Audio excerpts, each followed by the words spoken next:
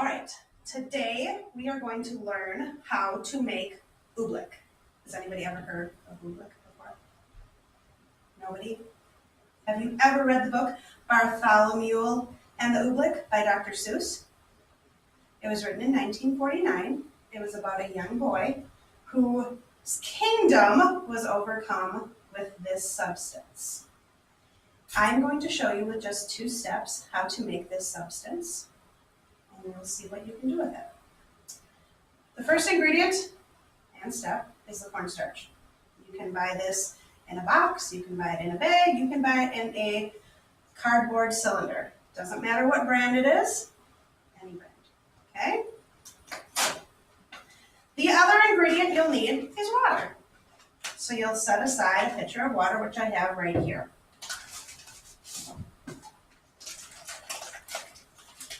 You will open your cornstarch,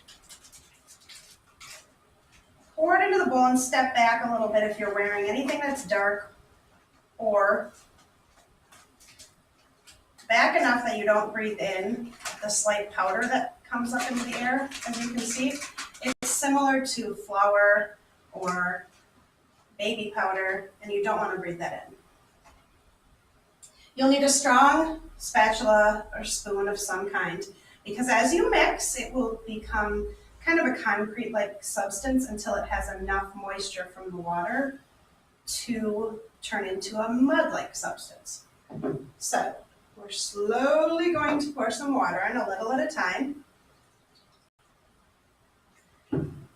and we'll start mixing.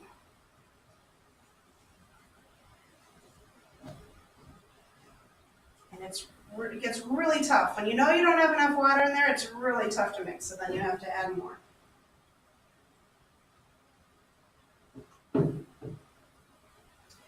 And you can do this with children, for projects, if you're ever babysitting, or if you work in the education system and you're looking for a school science project, you can use this. You can add food coloring to it, change the color up a little bit.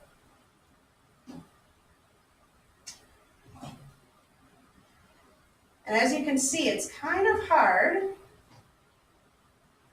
to get it into that mud-like substance. Some people use a larger bowl, larger container with more open space to it. It gives them more of an ability to mix it. Now, using gloves, powder right there, using gloves, or just your hands, whatever you prefer,